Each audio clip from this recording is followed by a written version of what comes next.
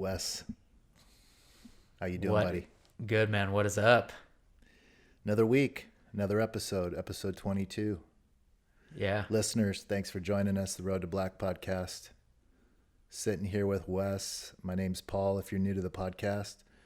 Wes and myself trained together for a few years at a gym in Arizona, GD Jiu Jitsu. That's where I currently train.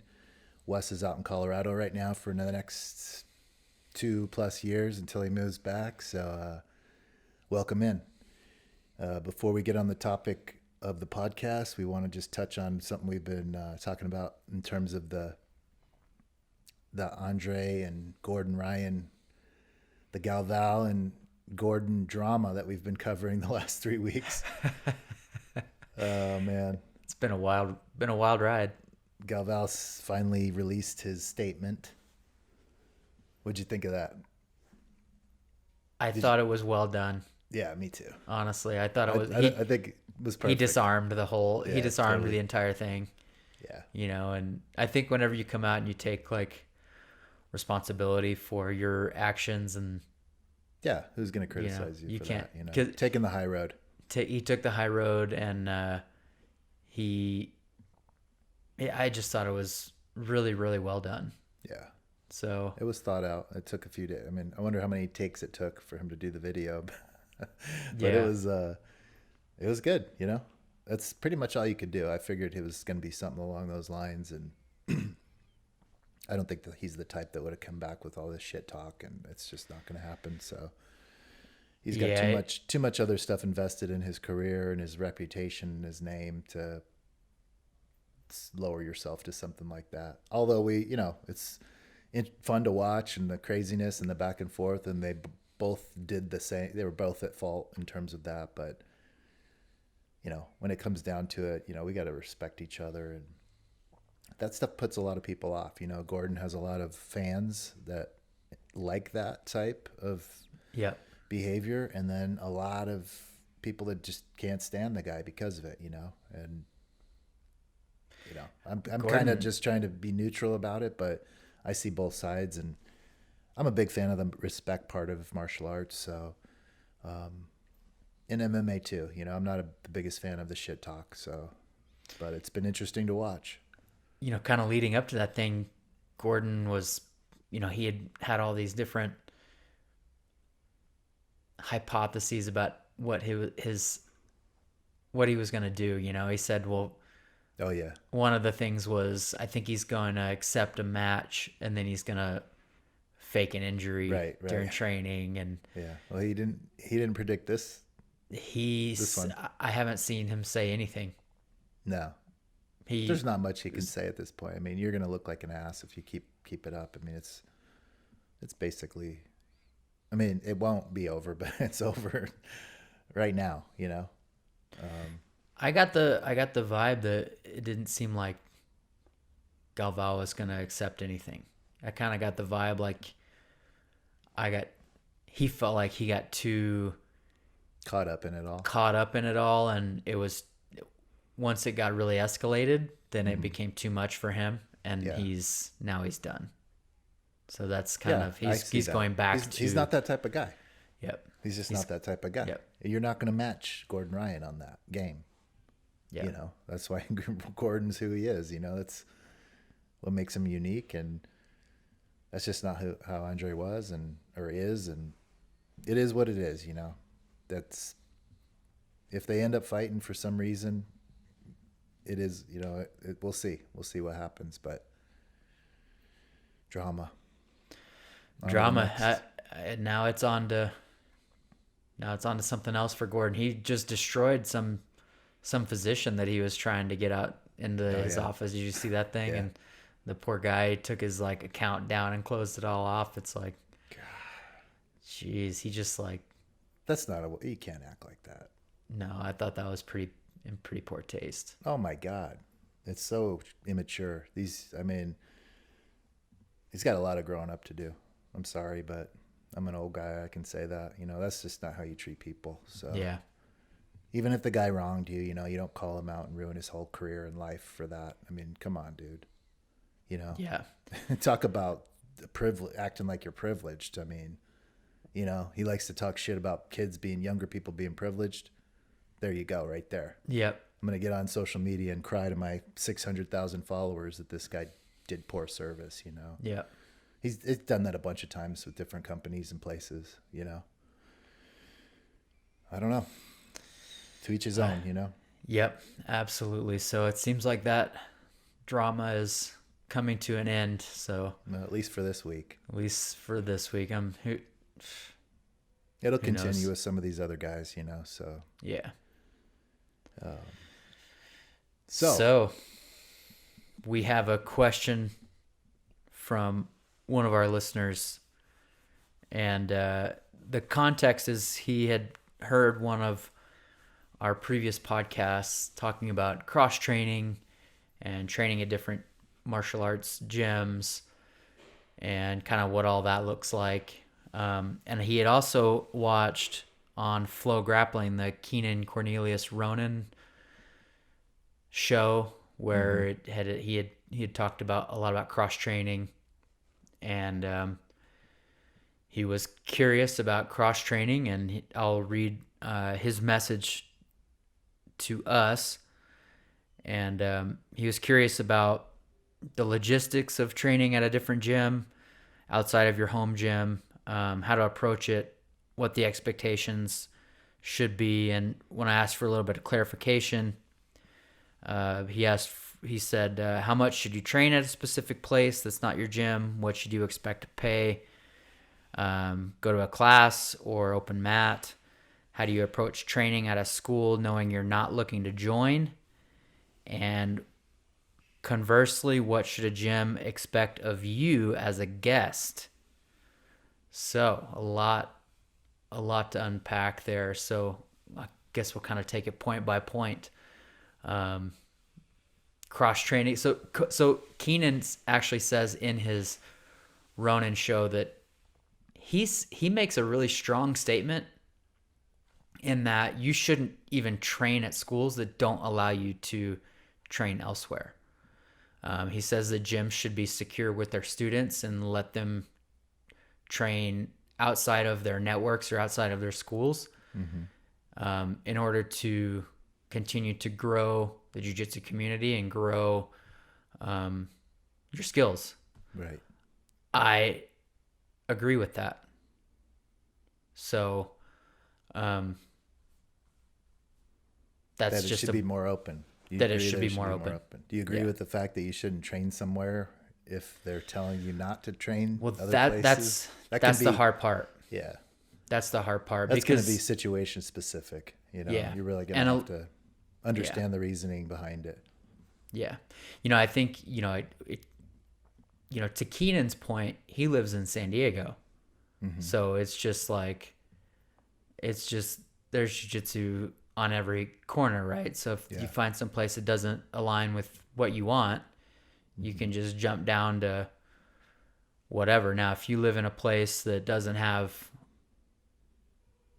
much of a selection of gyms,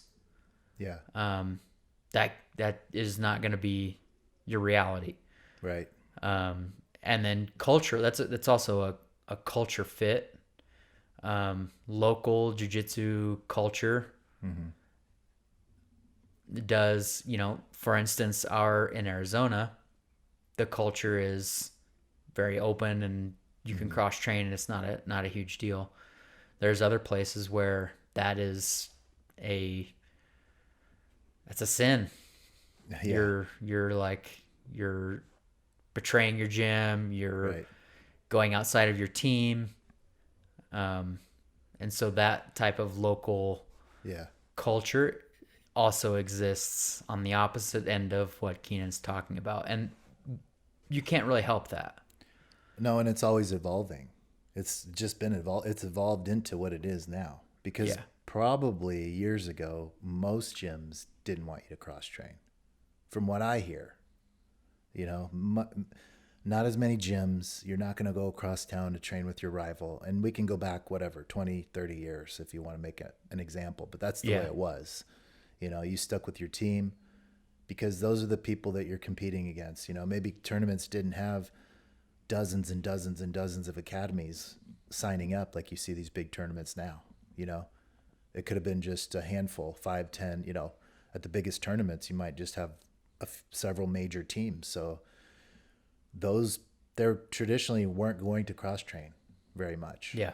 And you know, I didn't train back then, but that's kind of what I gather from reading about posts and reading some history with Jiu Jitsu and the competition scene. That being said, it's evolving. So it's definitely a more open environment in terms of, I think social media has helped that, and it's helped Jiu Jitsu grow tremendously. Immensely, obviously. Yeah. I mean, it wouldn't be where it is today without, it's really just grown by the visibility of the practitioners, you know. Yeah. Hey, this is us. We're training. You know, you take a picture with all your teammates and you post it online, and people see that and they see that it's motivating. You're posting about your tournament silver medal and your journey, and it's like any other sport. You start seeing that, and you people latch onto it, you know, and want to try it. So because of that, it's become this open type society, I think, you know. Yeah, the gyms, they're going to have their different personalities, but the community as a whole is pretty close, you know.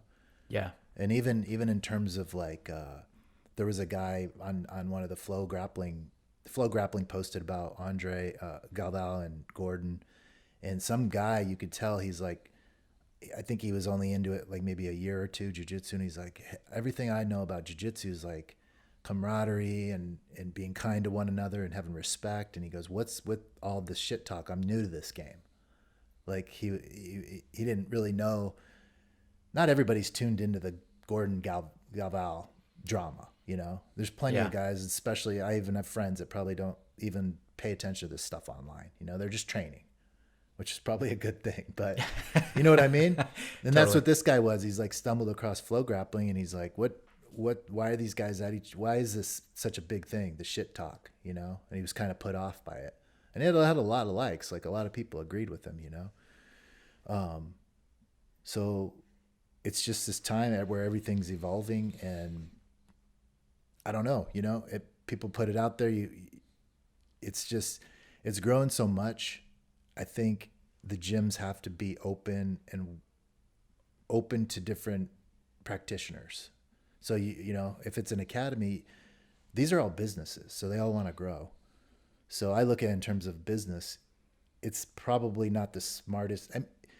Look, if you have a good business plan, and let's say you're a gym and you're successful and you're confident in your abilities and what you're teaching, you shouldn't really be afraid of losing people, you know? Mm-hmm. If someone has to move out of state or move away for some reason, if people are just leaving left and right to go to other gyms, it's a you problem. I mean, honestly. Agreed. It's like anything in life. You know, the customer's not going to sit there and take shitty service when they can go elsewhere and have a better experience. Yeah. Especially at $150 a month. Yeah, exactly. If you're paying a premium, but now my point is it's grown so much is now you have all these other options. So it's almost inevitable that this is occurring. You know, it's just going to happen. You have so many more practitioners doing it, and and we can like break this down because it's not so cut and dry.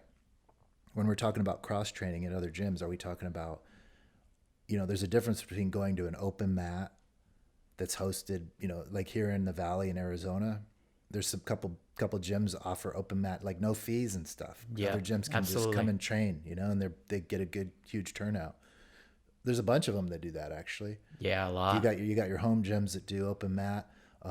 Maybe if a gym isn't open to everyone for an open mat on a Saturday, let's say, maybe they'll say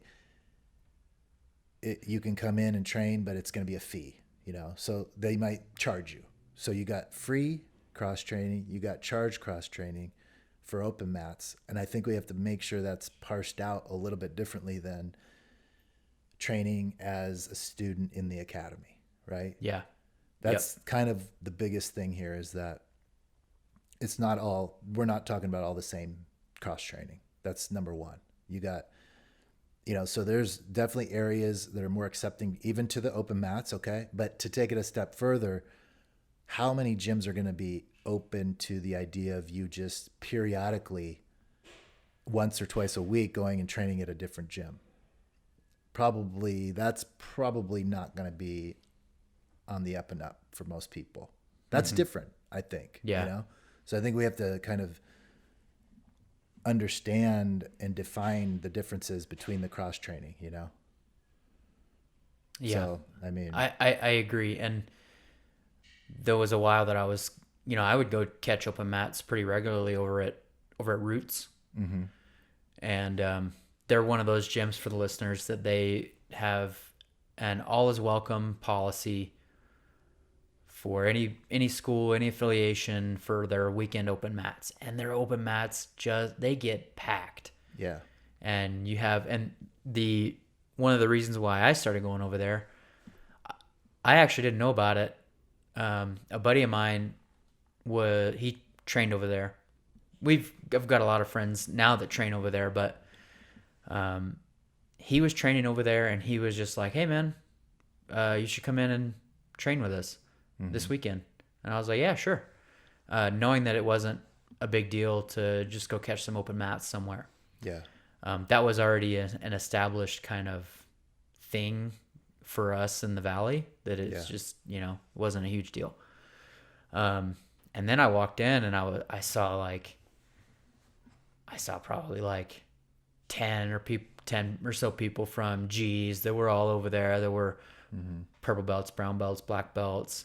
I saw two people at the same time, two people that I had recently competed against from different gyms. So I got to catch up with those guys. Nice. And then get some good rounds with, they had, I think was it Mike Fowler? They had Mike Fowler there at the time. Yeah. Got to bunch of different like high level competitors. Yeah. And, then I started going over there I'd go over there every couple weekends, catch an open mat or something, train with my buddy he was a 3 or 4 stripe white belt. He's a blue belt now, and it was awesome. And it was never a huge issue. I was also happy at my gym. So yeah, I think that's the other thing to kind of parse out is, are you looking to grow your jiu-jitsu and create that kind of open community, create relationships at other gyms, create relationships with other grapplers, see some different looks with people? Is that the intent? I would cross train at different places. No, like I wasn't dissatisfied with my gym per se. So I wasn't even looking for another gym. So if that's the intent, you're happy at your gym, you want to just catch some looks, I don't personally see a problem with it. Now, if you are living in a community where that is kind of verboten, let me ask you a question then. Is that something you need to talk to your instructor, owner, professor about before if you say, I'm going to go down to whatever, I think if it's something that you truly honestly don't know whether you should or not, definitely always talk to your academy, the professor, talk to your coach. They're going to let you know one way or another. So if it's, if you already know that it's okay and you have some teammates going over there, or literally the guy, you train with all the time, he's like, hey, I've been going over here to do open mats. You want to come with me next week? I don't think you have to pass that by your coach if it's a known thing that it's okay. Right. Yeah. Yep. These are open mats. And I think the key is what you said, is being satisfied with where you're at. Okay. We're talking about people. In my mind, it's a good thing. We're spreading the love and the knowledge, and you're going to these, you're mixing it up with different people. Hey, that's what makes the community out here is very strong in Arizona. Oh, very. And that's a big part of it. People look at each other as brothers and sisters versus as enemies. And I don't, that's just how it is out here. I'm not saying it's not like that anywhere else, but here, you meet people from other gyms, they're stoked to see you, it's like, hey, you train, where are you training? So that's all I've ever experienced. It's always been that way. Now, it hasn't been as much cross training when I first started. There wasn't as many open gyms or, open mats. those really in the last 5 years, I think, have blown up here. And it's because certain people or academy owners, they, if they promote that and they get people to come over, it's a good thing, Now, Yep. maybe there might be some kind of reasoning why they're doing it. And look, it's also not bad for business that you have all these different grapplers coming from everywhere to come to your open mat. Okay, let's Yeah. be honest. Yeah. Because if some of them aren't satisfied with their situations, you might be able to get them as a student, right? Yep. Whether you're trying to or not, you put a good vibe on an open mat. I guarantee people have been at other gyms and went and trained at Roots now permanently because of their experience on the open mat. Yeah. That's probably happened somewhere Yeah. along the line, right? Yeah. So that's there's a business aspect of it, but going back, you're comfortable, your coach and your academy, they're cool with you going and doing that. No problem. Go do it. I think where it becomes a little bit more of an issue, I guess we could, maybe it's not as common, but leaving your gym to go and train at another gym periodically, for classes and stuff is what I'm saying. Yeah. That's a different story, I think. Yeah. Yeah. Because then you're under a different philosophy. You're under a different, approach to jiu-jitsu. So not that it's bad. You can have two teachers, but, you don't want any conflict there in terms of, it's going to be hard to move through your whole career in jiu-jitsu or your whole experience where you have two different schools, let's say. Yeah. It's just, You still have to have a home base. yeah, a home base is important, right? Yeah.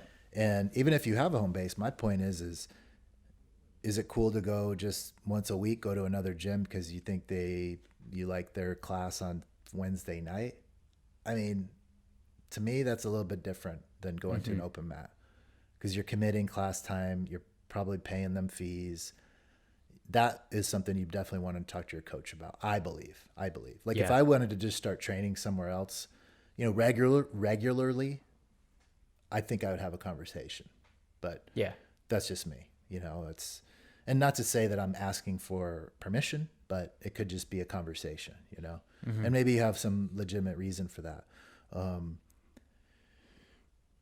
trying to think, like, there's times when, you might leave a gym, but you have a lot of friends and people over there, and maybe you want to come back and train with them once in a while.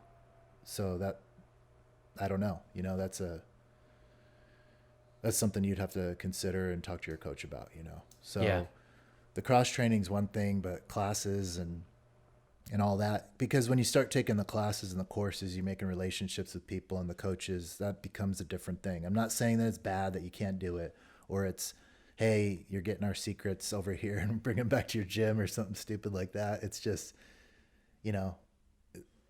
like you said last week, jiu-jitsu is it's an individual sport, but it's a team sport, Yeah. So you got to have that team camaraderie, and that's a big part of it, is that togetherness as a team. And maybe your training partners might not appreciate you going training somewhere else, or maybe they don't feel like you're so committed.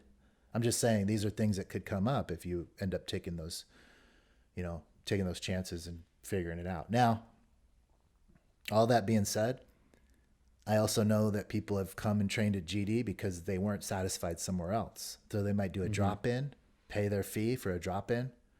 Whether they're out of town coming in to look for a new gym, or a local person coming over just to see. Maybe they've only been training 6 months here in the Valley, and they've been at a gym, they like it, but hey, I didn't ever get a chance to try out this gym.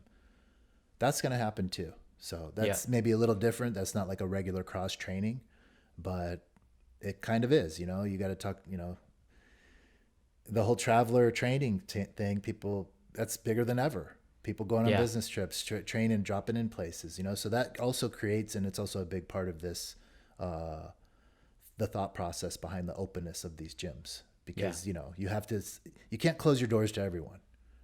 You got to at least see what the people are looking for. Are they looking for a new home? Are they looking for cross training? So it's important to at least consider all that.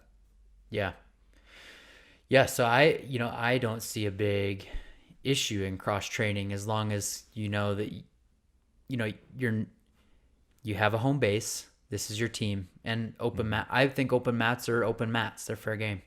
Yeah. You know, you want to jump into some open mats. I think that's all good.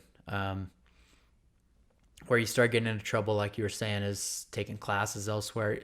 You know, I'll dive into, you know, my situation. I don't have a home base here. My home base is still there. Yeah. And there's going to come a time here sooner than later where I am going to be going down and paying drop-in fees at That's right. gyms, you know? And so it's even another different scenario. It's a different scenario altogether because I don't have a home base gym here that I'm calling home. Don't have an option. So, you know, I have a training group that's here, that's doing really great. And then, you know, when I want to go get some classes, then I'm going to pay the drop-in fee, you know, and that's the way I'm going to get more instruction. Yeah. You got to do what you got to do. So, yeah. Yeah. So even that situation but that's the thing is that I still have a home base. It's just my home base is out of state. Yeah. You know, so I still have a gym and an affiliation, but it's remote. So yeah. Well, that's a good point. Go ahead. Go ahead. I said that's a good point, and it's good that you brought that up because part of that question is how do you explore or figure out how, you know, are these places charging people? You know, that was something that was mentioned in I believe it was part of the question. That all you got to do is be open and honest and communicate, you know? So if it's you're going down to Denver or wherever they got a new school coming out. What are you going to do? You're going to call them. You're going to figure out what the drop-in fees are. Yeah. How often can I drop in? What, you know, this is my situation, you know? Business owners are going to appreciate that, you know, just be honest with them. They're going to understand and they'll make a decision one way or another. You know, if they think that you wouldn't fit in there even for a drop-in, which I don't think they're going to say, you know, they'll tell you, but just be open in your situation. And if you're new, whether you're traveling out of town, training in another environment, or you're local, you have a home gym, that's when you have to do a little bit more thought process. You know, what is your intention of training somewhere? If you have a home gym, right? I mean, what is your intention? It's going to be different. If you're looking for a new gym, that's going to be a little bit of a different experience, you know, and probably a different discussion if you even have a discussion with your instructor about that. That's probably something you're just going to go do. But you got to call these places and figure out. Some have charges. Some will charge you a fee. Some not. Some, you know, maybe it's an affiliate gym. And they're not going to charge you where they might charge an outsider, you know. I've seen that before. So a lot of different instances, but you just got to get out there and figure it out, you know, ask questions and kind of call around, you know, just call around. If you don't know enough people in the grappling community that are telling you about these things or you're not hearing them on the mats, give them a call, you know. Hey, I train over here. Do you have an open mat? We don't have one. Some places don't offer the open mats like you need them, you know? And that's why even guys at our gym, they might go to another open. They might do both, you know? Maybe they're going to our open mat on Saturday and going to another one on Sunday. On Sunday, exactly. That's very common. And the Sunday one is not at your home gym. So some people are savages and want to train constantly, you know? So I get it. So that again is another reason why it is so open and welcoming, because it's blowing up and people want to train. And that's what happened here. I could feel it. People were looking for places. I mean, you'd see it on social media. Where's the open mat tonight? This isn't the one person talking to their gym. They're talking to the community. Yeah. You know, most of the time when I see that. So it's good to be in that position. It's great to be in that position. And, you know, the cool thing that I've talked you know, I don't know if I've talked about it on the podcast. I know I've talked about it openly in different conversations and in different contexts. The thing that I really like about the community there is that you can have your home gym and everyone's got their team. You can compete against other teams and other individuals and still be friends with them and train with them at different open mats, right? But then when people go to one of the major tournaments when there's somebody in the community that they know or are have trained with or associated with, everyone in the entire community, regardless of what gym you're in, they all rally around that one person. They're all like, Yeah. oh, they're just rooting for Yeah. so and so against the That's other a great person point. from whatever. So you have your home team, you have peripherally your friends that you train with at in different locations across the valley, Yeah. and then you have this bigger community that all comes together when people go to the majors. It's a really It's true. Yeah. it's so I felt that. cool. And I've Yeah. met people that way. Like they're cheering on my side. I'm like, oh, I don't even know that person, but here they Yeah. are, you know. It's like it's a good feeling, and that's the strength of the community here. I don't Even at I'm just even going to at the say fight to wins.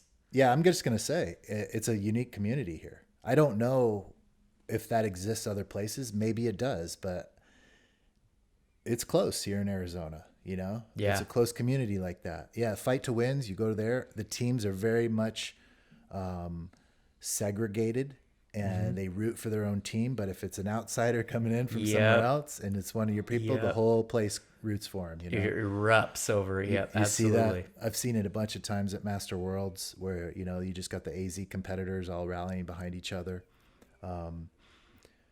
It's cool, man. I think we underestimate here in Arizona, not underestimate, but maybe we don't appreciate or know how unique and special that is. I don't know myself if that's unique and special, but I know it could just be, you know, you get into San Diego, it's just, it seems like there's a lot more gyms. I don't know if that's true. San Diego is not a bigger city. It's roughly the same size. I think it's Phoenix, maybe it's a little bit smaller, but a lot of gyms there. Do they have that? You know, maybe they do. Maybe somebody from the East Coast comes in and all the San Diego people, I'm sure some of them.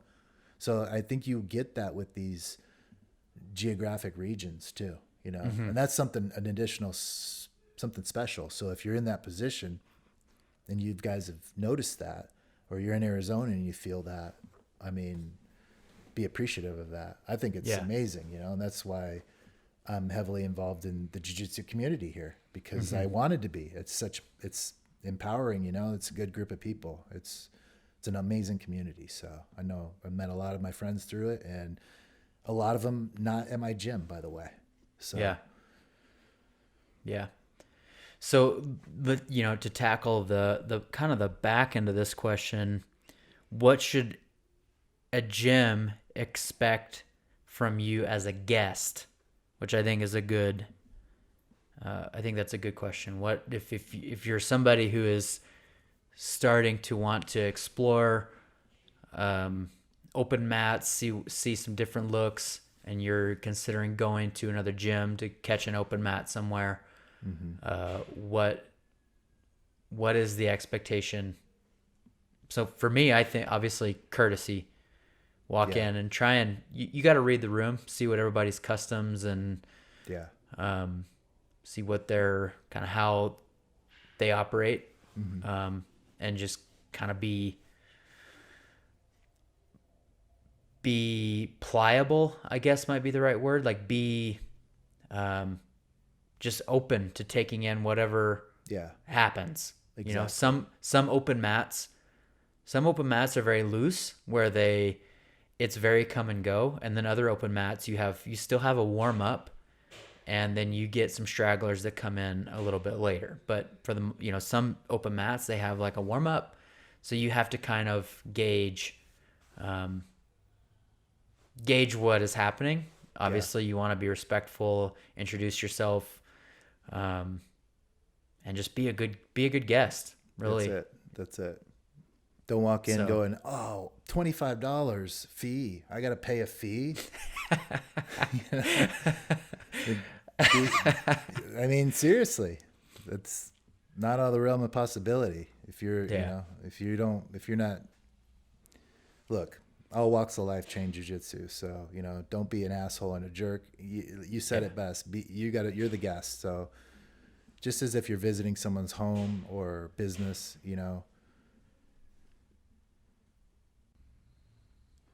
So you just got to be prepared and, you know what you're walking into, whether it's you're dropping in, you're out of towner, you know.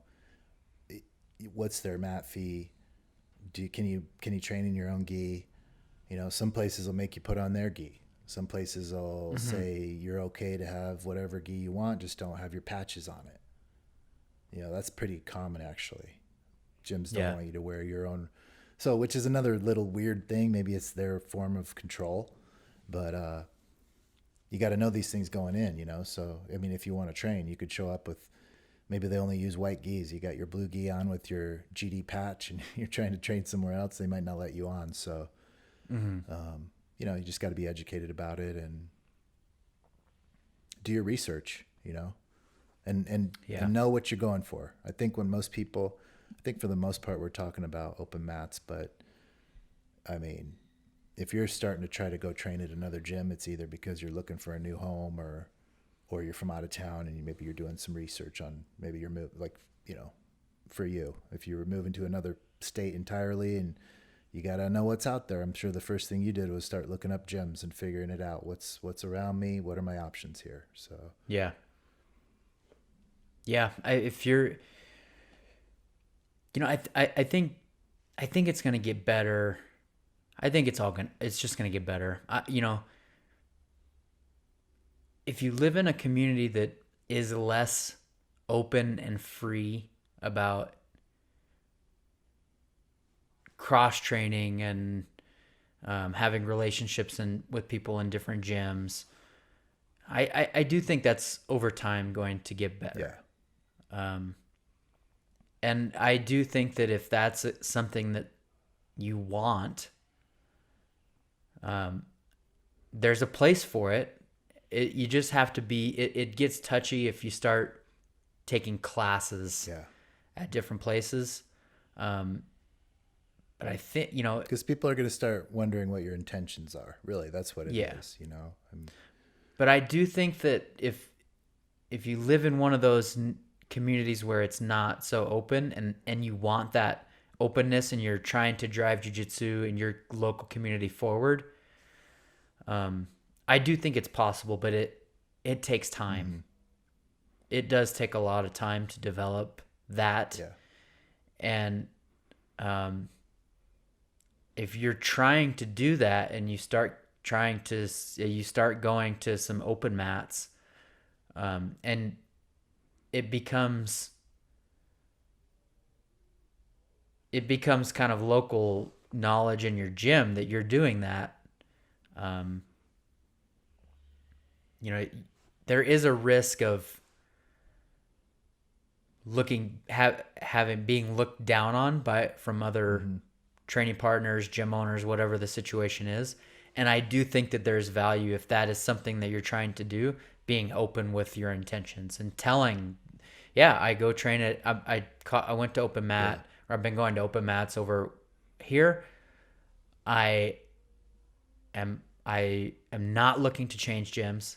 I'm just looking to develop relationships in the community. I'm looking to get some different looks.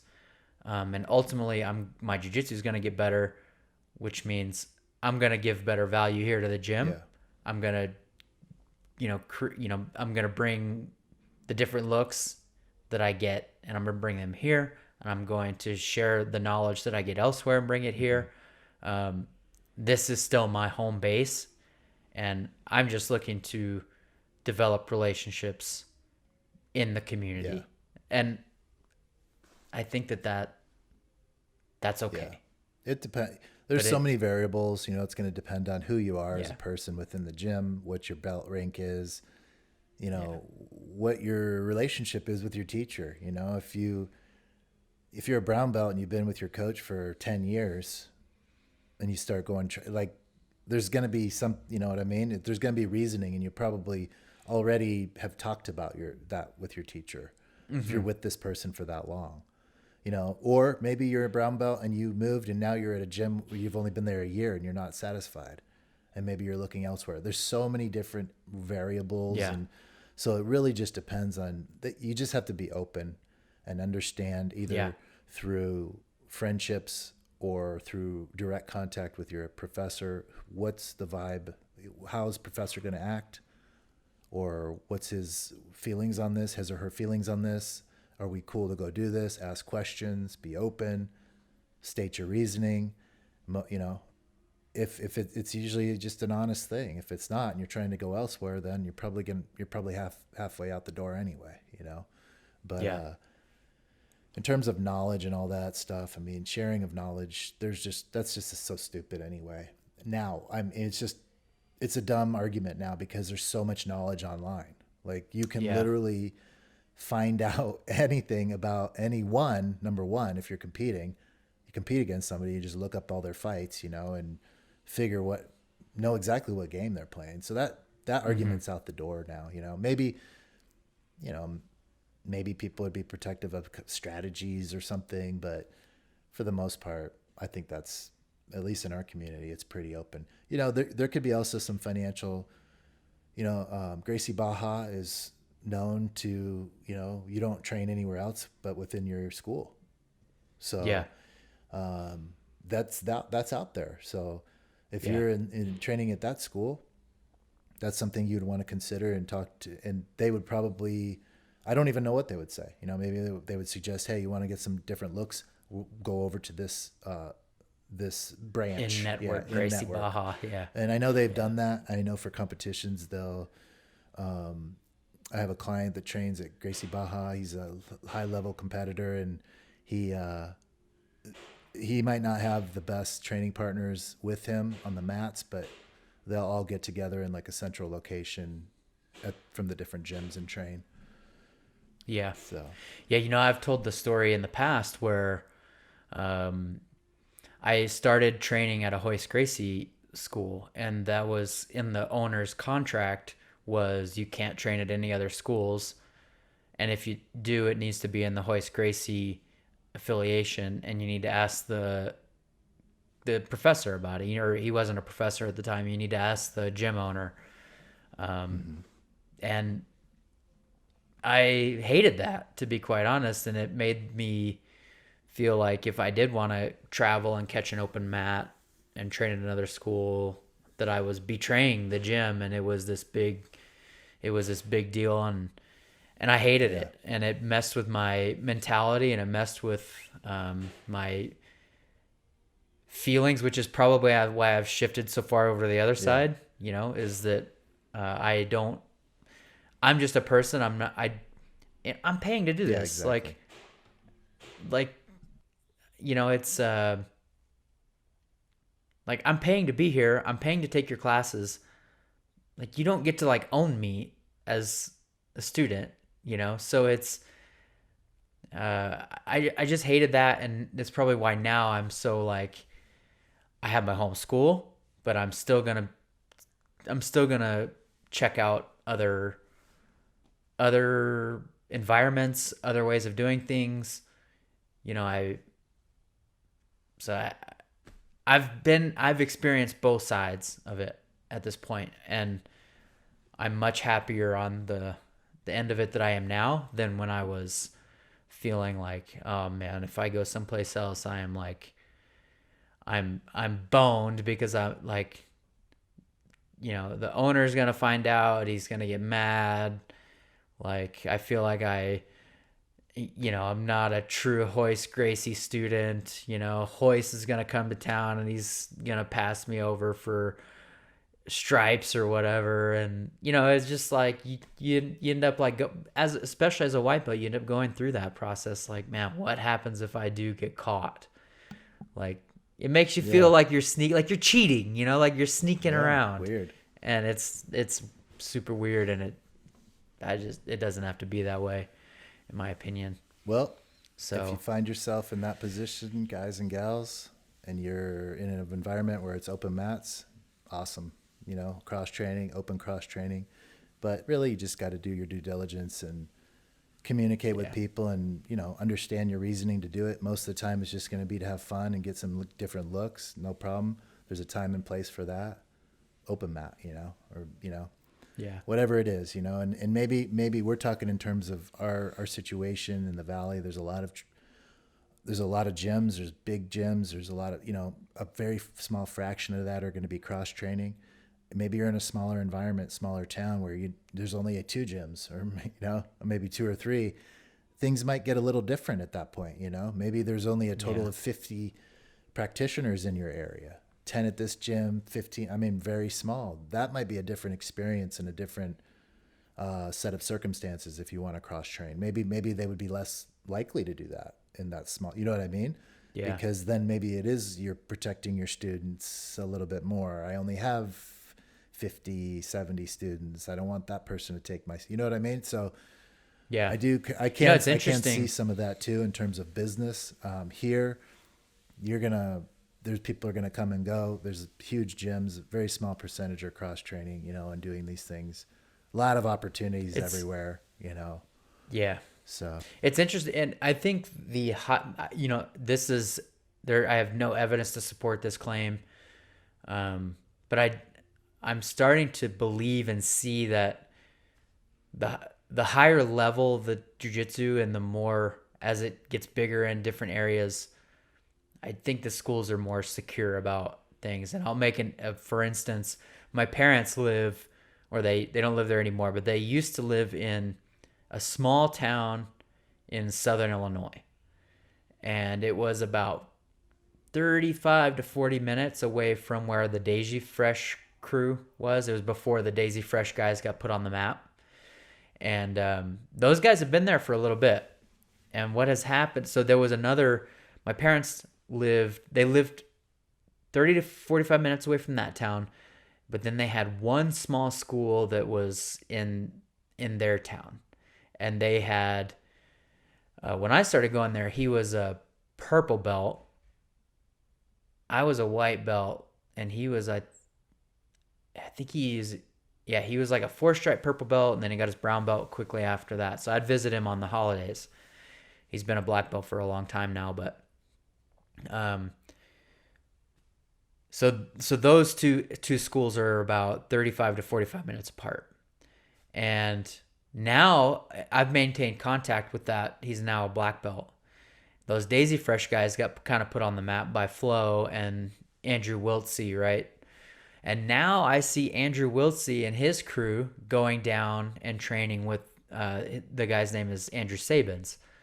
I see them going down and training with Andrew Sabins and them cross training, and the guys from Sabins going up and training with the Daisy Fresh crew. So now you're getting this kind of local, kind of regional cross training environment where they're starting to have their home schools. They compete against each other clearly at local tournaments. But then when it's just training season and people are doing what they want, they're going down and exchanging techniques, exchanging ideas, and similar. growing the community in that area. Nice. So it's interesting to have seen that. So Well, there you have it. I think we answered it. yeah, we beat it up pretty good. Well. So Wanted to close with one thing. If you go to rollunion.com, you can support. We mentioned my friend Zachary Bighorn. He's going through his third week of treatment for cancer. So this is a training partner of mine at GD Jiu Jitsu. He recently found out he had cancer. We're just trying to support his plight with his family, and I did that by helping with creating a patch and sticker kit you can get on rollunion.com. If you want to support, it's basically a $25 donation. You go there and you just pay through the website. 100% of the proceeds go to Zach and his family.